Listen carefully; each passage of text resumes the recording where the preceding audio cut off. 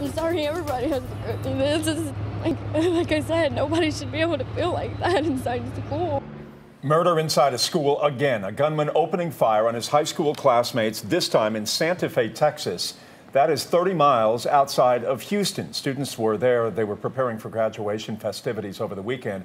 Final exams were planned for next week.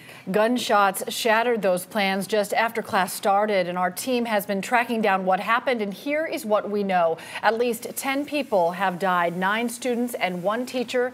10 others have been injured, including a school district police officer who was shot in the upper arm. Police have identified 17-year-old Demetrios Pagadortis as the shooter. He is in custody. Pagadortis is a student at the school. His social media accounts show images of guns and knives, and just hours ago he was charged with capital murder. 2 other people are now in custody, police calling them persons of interest.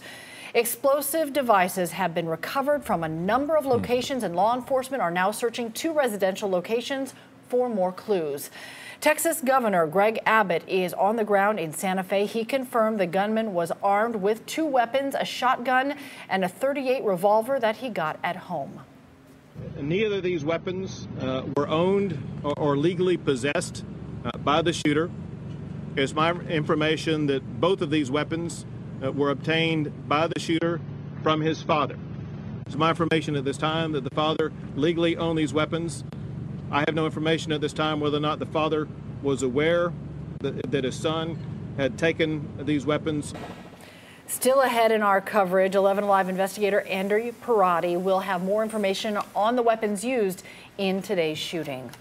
Natisha Lance is joining us now to break down the timeline of today's shooting. We've been sorting through so much information all day long as this story develops, and you have sorted out those facts. Natisha? That's right, Cheryl. Well, I'm going to go through a timeline. So classes started today at 7:10 this morning. 20 minutes later, the first 911 call comes in of shots fired. That was the report that was given. Things happened pretty quickly after that. 2 more 911 calls. One of those reports of an officer down, and then also 7:35, a countrywide alert goes out.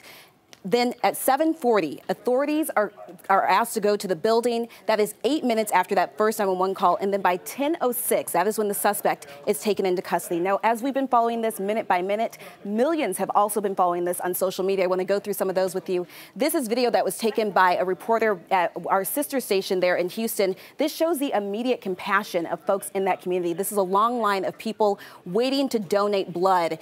And then we have this one, a tweet from Emma Gonzalez, who is a student at Parkland High School. She says that she is giving her support. She says, Santa Fe High, you didn't deserve this. She was also one of the organizers of the March for Our Lives. And then we have this last one. This is a photo of Santa Fe on April anniversary of the Columbine shootings. They're holding up a sign that says never again. And the irony in this photo is really just chilling, Cheryl.